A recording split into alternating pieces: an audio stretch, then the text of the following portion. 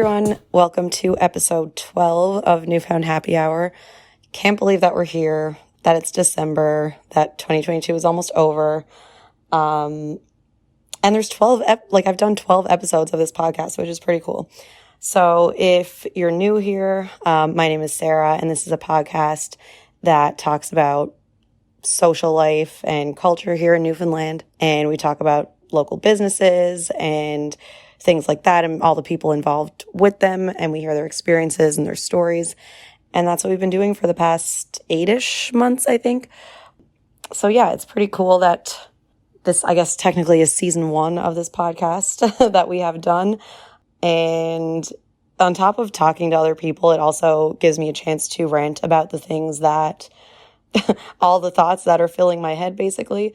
And it's been nice to talk to people about that and rant about that. And if we're friends at all or you know me, I've probably ranted to you about something, and it's good for my mental health. It makes me feel a lot better, and I can kind of make sense of things when I just go off for a minute about it. So thank you for listening. And speaking of rants, I took a little bit of a break from this, but I did want to have one final episode of the year. And I think most of us kind of reflect on the year we just had when it comes to New Year's Eve and planning for the new year and everything. And I was thinking about things that I do not want to see in 2023. So the first one, for obvious reasons, is COVID. I feel like it took up all of 2020 and 2021 and 2022 even. I forget that this time last year, we were starting to have lockdowns and all of that. And so I'm ready for that to really be over and not come back. The second one that I really do not want to deal with in 2023 is bad communication and people who are bad communicators. I feel like I'm a very straightforward person, and I try and articulate things so that people can understand what I'm saying. And I'm just over passive-aggressive comments or people being confused in their relationships. Even though I'm not dealing with that, it can be annoying to hear about. And so for anyone who watches The Bachelor or Bachelor in Paradise, there was an issue on the last season with a couple who decided to take a break, and they didn't define what a break meant. Even though we all should have learned from Ross and Rachel, I don't know why I think breaks are stupid, but that's besides the point. If you're going to take one, you need to talk about what that means. And I think so many people think a certain way and they don't express that to their friends or their partner or people around them. And they kind of just expect you to be on the same page with things. Like a break can mean something totally different for two different people. And it all could have been resolved if they had just had a conversation of, what does this mean to you? And yeah, so that's just something personally that I feel like I don't want to deal with. I really just want to know where everyone's at, and I want to be straightforward and not have anyone questioning how I feel or vice versa. And the third one that has really, really gotten me this year is that I really just want to see less people, specifically men, hating on women. I don't think it's a secret that I would say that I'm a feminist, but there are a lot of people out there who post certain things that are hating on or shaming women in some way for things that they do or things that they like. And I think some people forget that if I'm scrolling and I see a certain meme or something, I can see so-and-so and however many others like this. And there are some of you that are liking very problematic things. Like, for example, someone had liked this post that said, all the girls who didn't go out last night deserve a medal, or like something like that, or deserve to be wifed up or something. For one, it has nothing to do with a man if a woman decides to stay in or go out on a Friday night. We're not doing it for you. We're doing it for us. Which leads me to another post that I saw where someone liked this post and it said, women aren't even trying to hide lingerie anymore. They wear it to the club with like a facepalm emoji. And like, again, it's not about you. Like, we're not doing it to impress you. And it's just so funny coming from the people who are sharing it as if Like some people like things like that as if they're a huge prize of a person. And I think we all just need to get off our high horses and just let people enjoy things and stop making other people's choices about you. But on a positive note, because this is a happy hour about positivity, I was looking back at some of the resolutions that I made in January of last year. And while I wasn't completely consistent with a lot of them, I did reach my goals and I did do more than I expected in other ways. For one, I think the relationship that I have grown to have with myself has made all the difference in all the choices that I made this year. And so I'm proud of that. And if you're not in a place where you feel the same, that's totally fine. And things like that take time and they're not always linear. Sometimes it's a bit of a roller coaster, but I feel like I really put myself first and not what other people think. Or me and Kelli kind of touch on this in this episode, actually, about just doing things and doing what you want to do without caring about other people's opinions, basically. And so I think the reason I'm feeling that way with myself is because I really did put myself first for a lot of things and it worked out. And aside from that, I did want to share pretty much my main resolution last year was to stop buying so much new stuff, clothes specifically. If you know me, I have a bit of a shoe problem, but I think I only bought one pair of new shoes this year, which is really good for me. And mostly clothes too. It's so easy when you have an event or a special occasion to want to run to the mall or online shop. And this year I just decided that I really wanted to cut back on that as much as I possibly could. And like I said, I'm not perfect. I did still buy some new things here and there, but I set up a Instagram page where I can sell some of my old things that are in great condition, but I've probably only worn once or twice. And I have made an effort if I need something or want an outfit for an occasion, then I usually go to thrift stores first, or I look at other people's similar accounts on Instagram where they're selling things, or I try to borrow from a friend, or I just try and exhaust all options before buying something new. And I've actually saved some money. I've made some money. I have saved a lot of items from being thrown in a landfill. And that's something that I'm not fully educated in with fast fashion and everything like that. But I do know that I do not need to be buying a new piece of clothing for every occasion. And I am proud of how I did with that this year. So I'm going to try and do even better next year. And I would encourage everyone to do the same. It's just better for the environment. It's better for us. I really should not be buying a $60 shirt when you can just buy a used one that's the same thing for like half the price, maybe even cheaper if you go to thrift stores. You can find some good things there. And one last thing I wanted to talk about before we get to our guest is just everything for the holiday season, kind of linking with being sustainable and thinking about the environment. Honestly, it doesn't look too good for Earth right now, but might as well try and do a little bit better. So when it comes to Christmas specifically, and even other occasions, like any other occasion where you're giving someone a gift, there's a couple things that I do just to make my life easier and to save or not to waste anything is what I'm saying. So I never use wrapping paper. I usually reuse gift bags and tissue paper. And again, these are things that are they're saving more things from going in the garbage, but it's also saving you money. So I definitely do that. For Christmas or even birthdays, you can make gift tags out of old Christmas cards. There's no reason to throw them out. There's actually a lot of cute ideas on Pinterest and things like that. So I would encourage everyone to do that. Again, it saves you money. It saves things from really being wasted. And one that I'm trying to get better at, it's kind of hard for certain things like Secret Santa and things like that, but I do really like the idea of giving experiences as gifts. So, like concert tickets or a trip, or, and it doesn't have to be a big trip, like a staycation or something like that. Especially for kids, like an outing.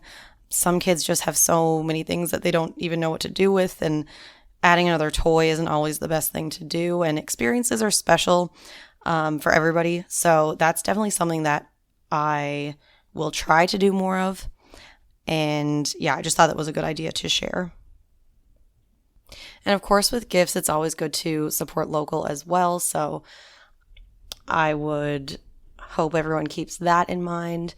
And we actually talk about that a little bit with our guest today. So we're talking to Kelli, who owns Tipsy and Glitzy Bartending. It's a super cool idea for a business, and she's been very successful with it. And we actually used to bartend together. And the whole time we were talking, I was just thinking that if there was such a job back when I was in university, I would definitely be doing that. It sounds like such a cool part-time job and super fun. I always liked bartending. We obviously bartended at Robber and Confusion together, and that's where we spent most of our time there, and Dusk, which we actually talk about too. And side note, I was thinking, I mean, I've had this thought before, but isn't it crazy that one day you walked out of Dusk and you never walked back in ever again? If you're about the same age as me, at least. For some reason, that just like really gets me because I don't know what the last time was. Anyway, if you are of age and this sounds like a job that you might be interested in, her contact information is going to be in this episode's description, and she mentions it later in the episode as well. So let's get started with Kelli.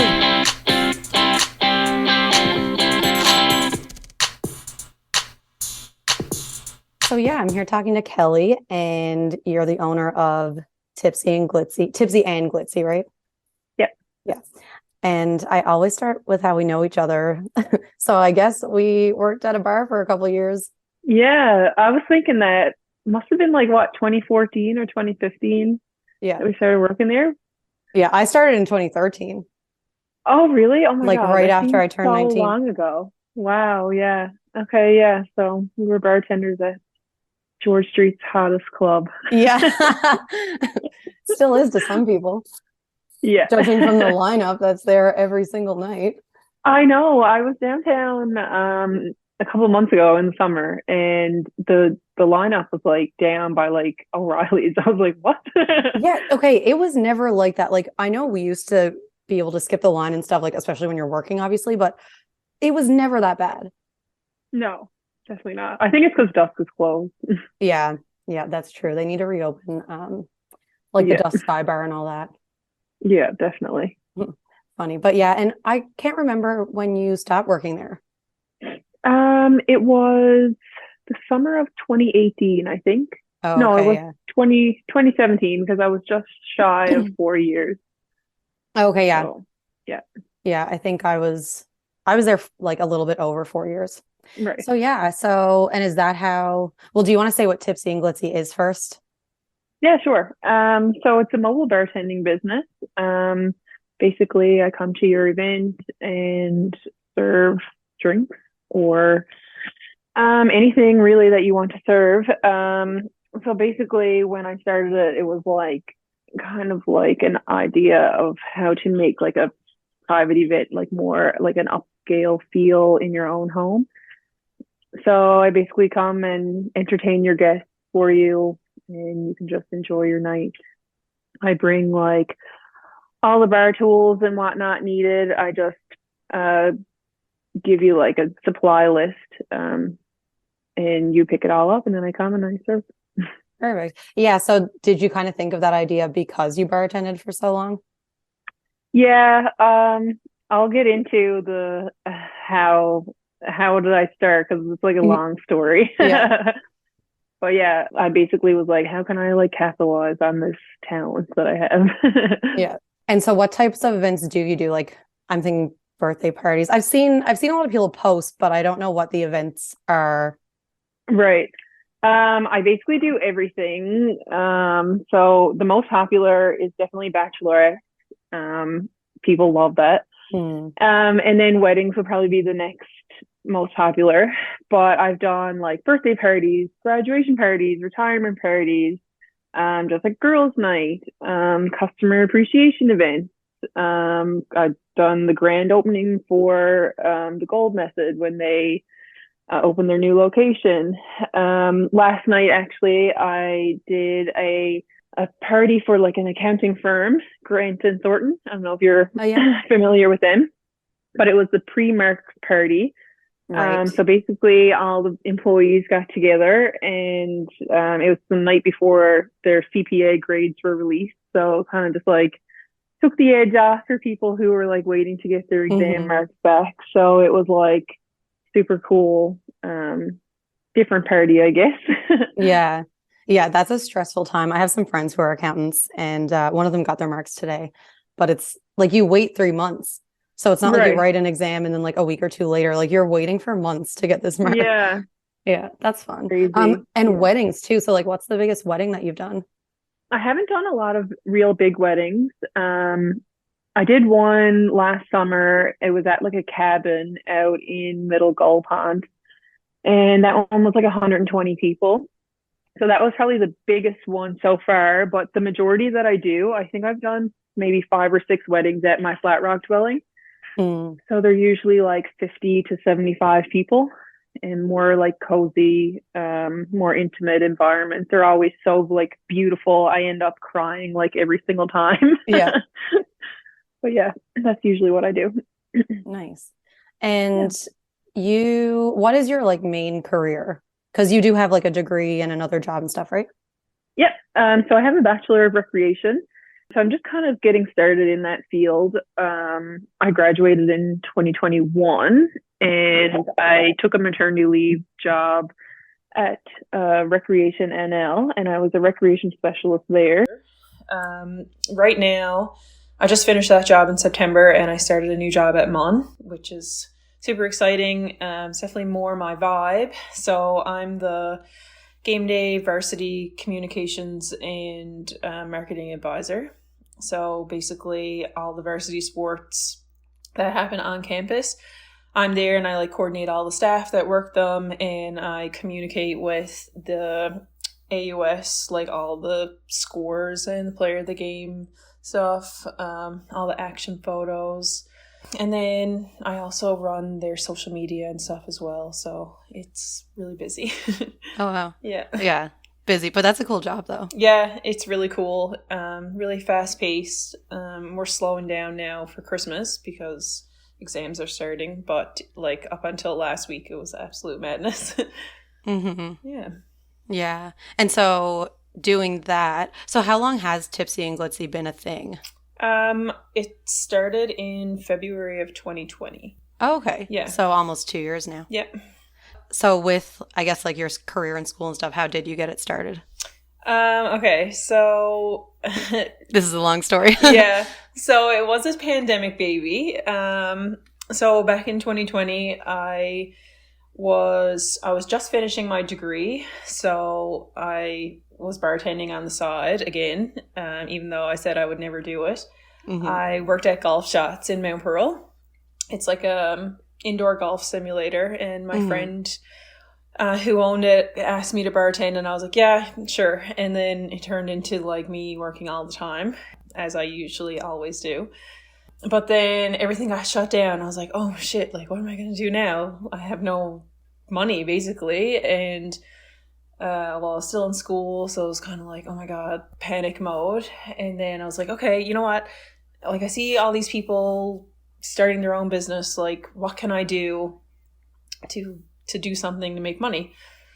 And like, I'm not a creative person, so I can't draw, I can't like make any crafts and sell it. Like, so I was like, okay, I can either do something sports related or I can bartend. That's like basically all I can do. That's all my talents. So I started out and I was like, okay, I'm going to do a virtual cocktail class and advertise it as that. And it never ever worked out. Like nobody, it just didn't catch on.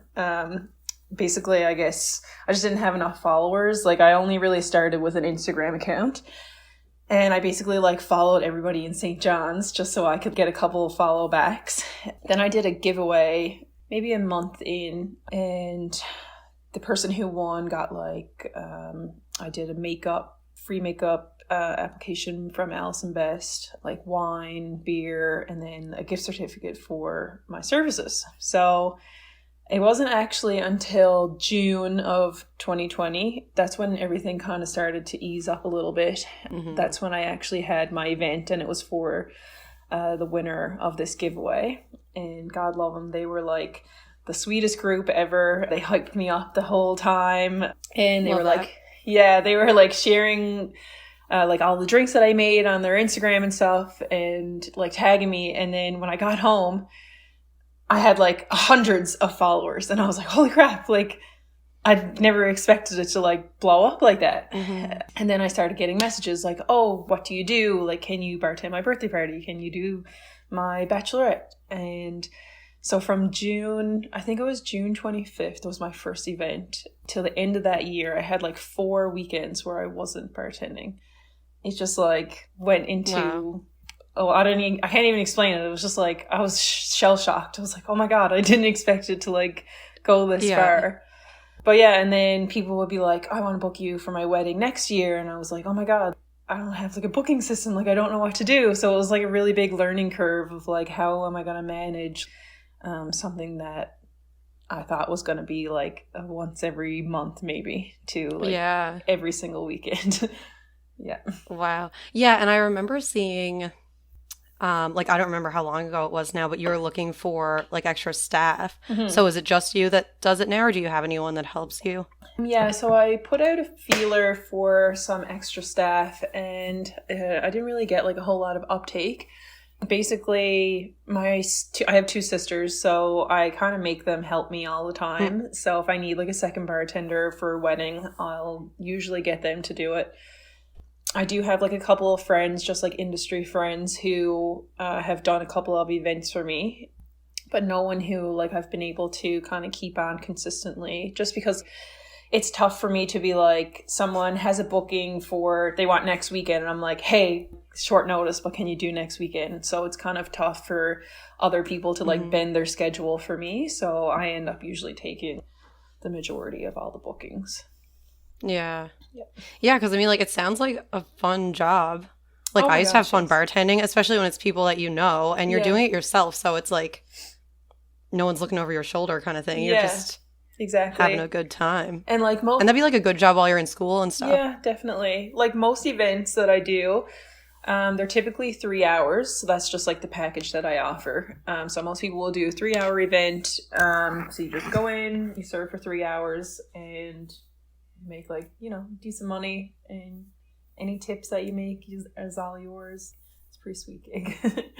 Yeah, that's awesome. So, I mean, you did say it was like a big learning curve. What are some of the maybe like obstacles that you had to overcome, or just like things that you've learned in this whole process? Oh my gosh, so many things.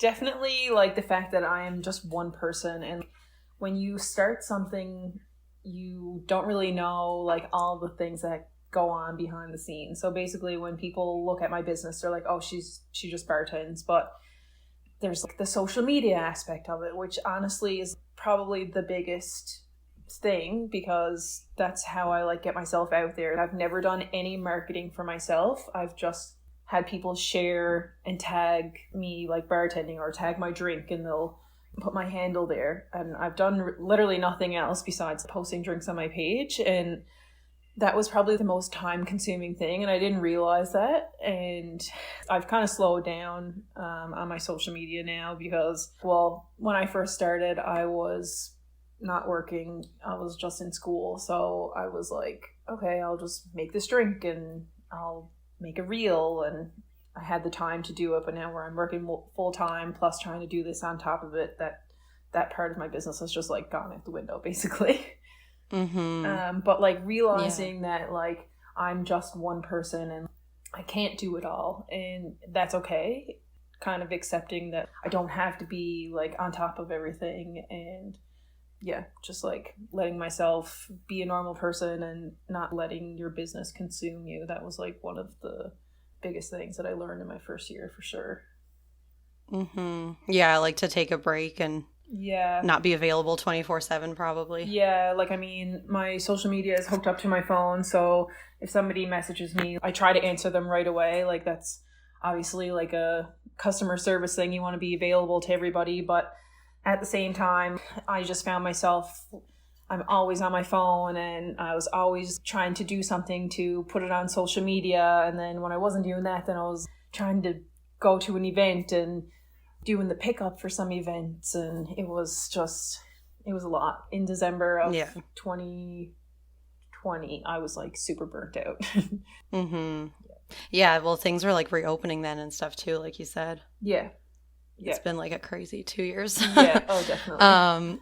But yeah, I was looking at your page before we started, and like the drinks you make do look really cool and different.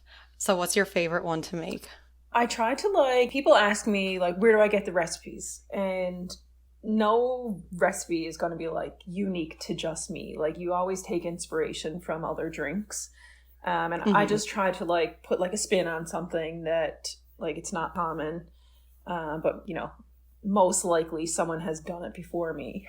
But I'd say my favorite drink to drink myself just for the taste would probably be like a mojito, just for like the refreshing taste. And then I've also recently got into drinking margaritas, which is like something that I was totally against tequila for like my entire life because I got sick one time when I drank it.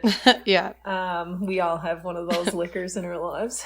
Yeah. But once you find like a good tequila that's not Jose Cuervo, and you make like a good margarita, you like really appreciate the taste of it. So I really like to play around with like different flavored margaritas, and clients love them as well. And then I'd say probably one of my favorite drinks to make is the Royal Hawaiian. It's on my page. It's yellow on the bottom and then blue on the top. It's just like really pretty, and clients are always like, "Ooh, that's so cool. Like, how do you do it?" Yeah, nice. Yeah, I love a good margarita. Yeah, same. And I don't really like spicy things, but in the past like couple months I enjoy a spicy margarita. Yeah, I don't know. Yeah. Like there's something about it. I love spicy margaritas, and I'll like play around with how I make it spicy. So sometimes I'll do a spicy rim, or sometimes I'll actually put jalapenos in it, and it tastes different every single time. It's so good. Yeah. Yeah. And it's cool like if people have like a theme birthday or a theme bachelorette or something, you can kind of like make the drinks match the theme. Yeah, definitely. Like that's so common. I will usually get like whoever's planning, like usually say the maid of honor will plan the bachelorette, and I'll get them to like tell me some facts about the person, or sometimes they'll pick the names themselves, but I'll try to tailor the names of the drinks to the person, and usually they'll give me like what they like, and we'll just create a drink for them based on say their personality. Usually goes over really well. Yeah, that's fun. And what open dates, because I know you posted kind of recently that you still had some open dates for December. Do you still, or are they booked? I have a lot of weeknights available. I don't have any weekends left just because they book up so quick. Like I was honestly booked for Christmas long ago. But I will do weeknights. I know some people will do weeknight Christmas parties just because of the holiday season. So if anybody is looking for a weeknight, Thursdays are pretty popular. Like I did a party last night. I definitely have a few open in like early December.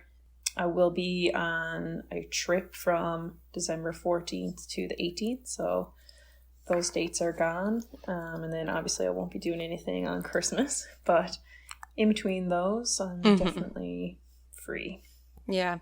And do you have any plans to like expand, or you're just going to try to keep it as it is now and stay on top of it? I would love to expand. It's not really in the books for me right now, but someday I think I would like to. You know, I don't know if you've ever seen like those mobile bar like carts that you can drive around. They're basically like an old trailer, and you do it up nice and put like you can put kegs and stuff in them. Oh, yeah. Yeah. I was like, why can I not say that word? Yeah. So that was like something that I've been thinking about and like doing a little bit of research on. just because I think I've never seen it in Newfoundland, and I think it would go over really well for like outdoor weddings and stuff like that. Mm-hmm. But for right now, I'm kind of just like focusing on my like full-time career, trying to get that like established before I go any further with this. I am kind of like scaling back from what I was, just because like I'm working full-time, and I just like don't really have the time to like go full steam with this, but I am still doing it. A lot of people ask me, are you still doing it? And I'm like, I am, but I'm just not as present as what I was. Yeah, fair. And maybe if you get some more staff or people to consistently help out, if anyone listening needs a part-time job. Yeah, absolutely. Send me a DM. Like, I would be totally down. And that would encourage me to like post more, because it can be like, okay, here you go. You can work this event for me, and I wouldn't have to worry about it. Yeah. Right. Yeah. I noticed like there's a lot of, I guess, people our age, like millennial women, like starting their own businesses here. Mm-hmm. And it's really nice to see, and like nice to see people come together to do it. Yeah, absolutely. Yeah. And like speaking of that, so like this is kind of, well, it's my last episode of the year.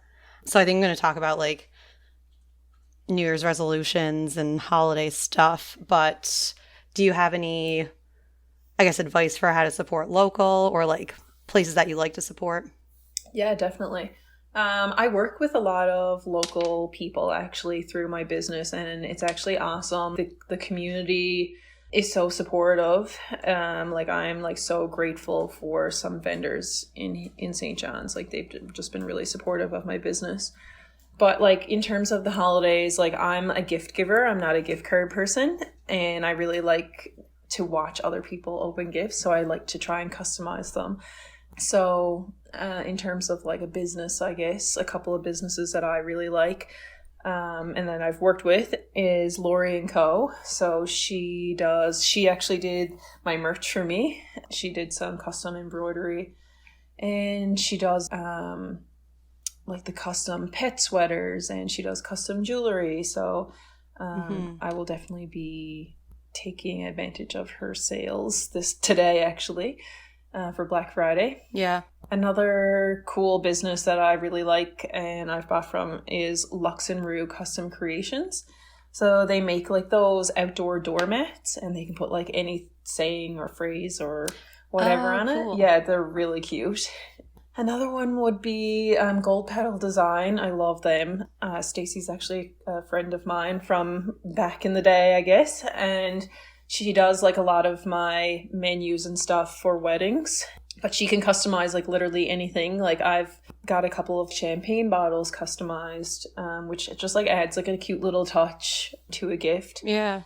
And she does Christmas ornaments, and she does jean jackets, and what else? Perfume bottles, like basically anything. Those are definitely like my top choices for this holiday season. Mm-hmm. Yeah, and things like that, like I just find it's so much better to support local where you can, because it's people who, like, you know them, and not like they need it more, but I mean, you know where it's going, right? It's not going to like Winners. Absolutely. Who's like a big corporation kind of thing. And like customizable stuff is so good for gift giving too. Like I have a couple Secret Santas and stuff, and that's definitely kind of the route that I'm going. Oh yeah, absolutely. I mean, everybody loves Winners, and I'm guilty of spending like so much money there. But like if I got a custom gift with like a picture of my dog on it, or I don't know, just something special for me, like I would think way more of that than like a candle from Winners. Yeah, for sure. So I always end with asking advice. So either like something like advice that someone gave you one time that you always remembered, or advice that you give other people.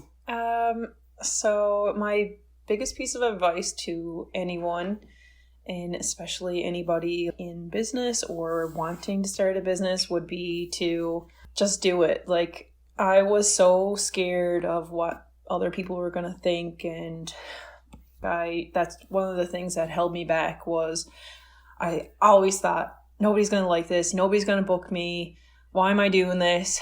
And if I had not done it, I would have never made these amazing connections that I made. So like just getting outside of your comfort zone and just trying something, like doesn't matter if you fail, because like, who cares? Everybody will forget about it in like 2 days.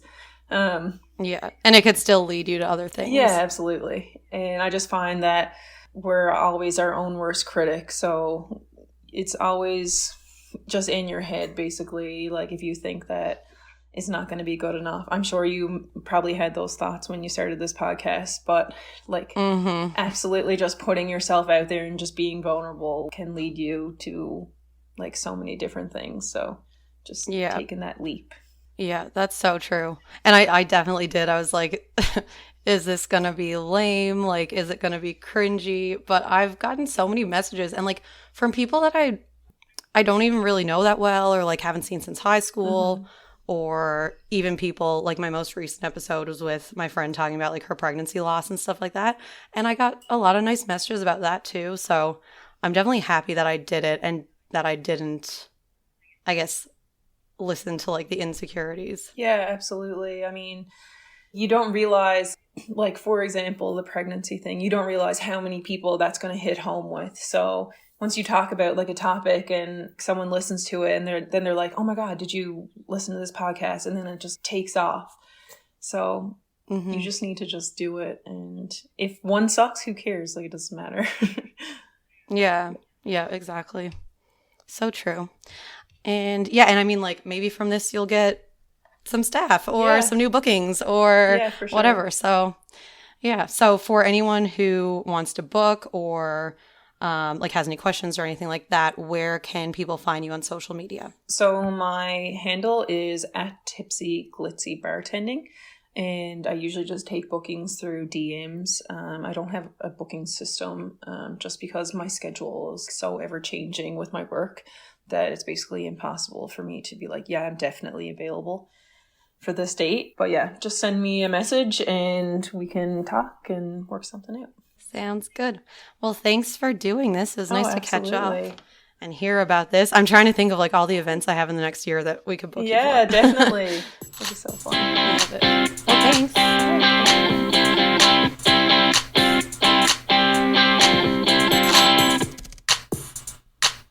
Okay, thanks for listening, everyone, to the last episode of Newfound Happy Hour for 2022.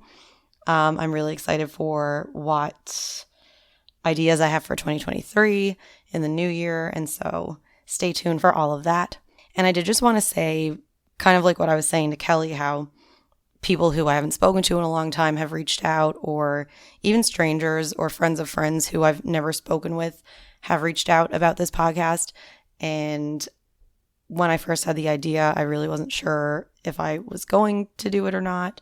But the whole point of this podcast is to shout out people and give recognition and say nice things, because we all think nice things about people all the time and we never tell them and we never put it out there.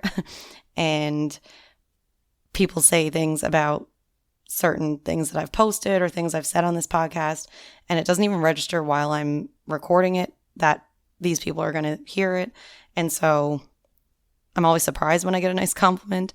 And so I'm happy that I can put out some positivity and get some positivity back, because that is the whole point.